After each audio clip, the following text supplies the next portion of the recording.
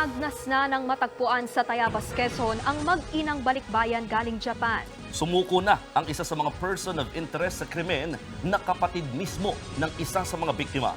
Nasa frontline ng balitang yan, si Rainiel Pawi. Yung sa tubig kaya at nababad na yung mga dugo doon sa tubig.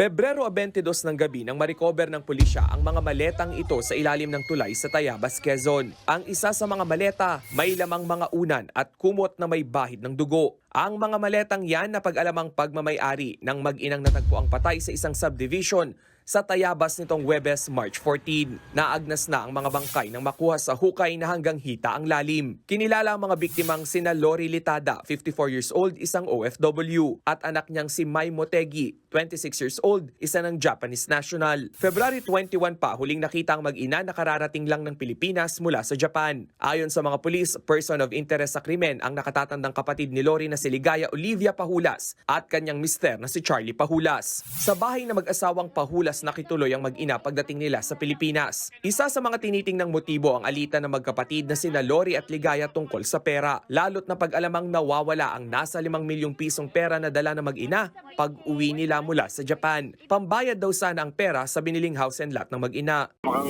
pinagtitiwalaan nila sa pera itong si Ligaya.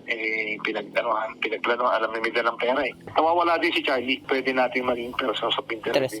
Sa ngayon, hawak na ng Tayabas Police si Ligaya matapos sumuko kahapon sa Piodoran Police sa Albay. Nagtago pa raw sa Sorsogon si Ligaya bago sumuko. Ayon pa sa mga pulis, nagtangka pang magpakatiwakal si Ligaya nang uminom siya ng pesticide. Handa naman daw makipagtulungan sa investigasyon ang pamilya ni Ligaya. Pinaghahanap pa ng pulisya ang asawa ni Ligaya na si Charlie. Isinasa ilalim na sa pagsusuri ang labi ng mag-ina para malaman ang tunay na ikinasawi ng mga biktima. Nagbabalita mula sa frontline. Rainiel Pawid, News 5. Mga kapatid, Nikki de Guzman po, iba na ang may alam at may pakialam sa panahon ngayon. Para sa tuloy-tuloy na balitaan sa Frontline kahit weekend, mag-follow at mag-subscribe sa social media pages ng News 5.